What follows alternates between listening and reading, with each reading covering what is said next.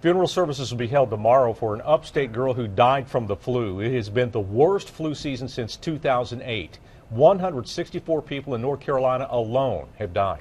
Part of the problem is the flu vaccine didn't protect people from this year's flu strain. How could this happen? Well, tonight in a special report, News 13's Jay Schiltzer looked into what went wrong. Amber Capps has spent a lot of time recently at Mission Health swabbing patients for the flu.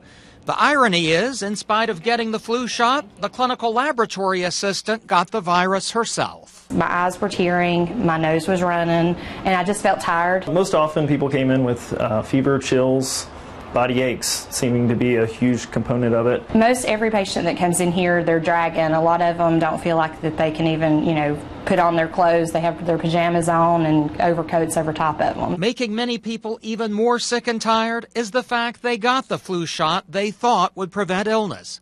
We took the concerns of many to Buncombe County Medical Director Dr. Jennifer Mullendore and other health professionals. What happened with this year's vaccine?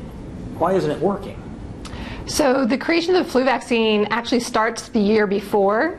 Last year, right about the time that they were deciding which flu vaccines they would create for this year, the strain that's out now currently was a very small proportion of the flu. What happened is by September, this drifted H3N2 was now the predominant. But at that point, all the flu vaccine had already been made. As a result, this year's flu vaccine is only 23% effective, according to the CDC, resulting in the most devastating flu outbreak in the U.S. in 7 years. At least 164 deaths have been reported in North Carolina. Even those who recover say it's a slow process. It took me 4 weeks. Right now, this is probably the best I've felt in the past 4 weeks. This medication can help, but only if you're diagnosed within 48 hours of the onset of symptoms. So the Tamiflu, if you start it that early, basically as far as a patient, what you're going to experience is it will shorten the duration. But what's really short is some people's patience with flu vaccines. But physicians insist there's no reason to give up on them.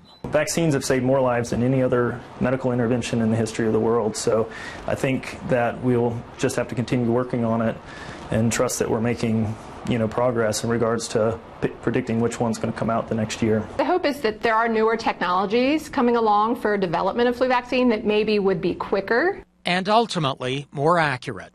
In Asheville, Jay Schiltzer, News 13.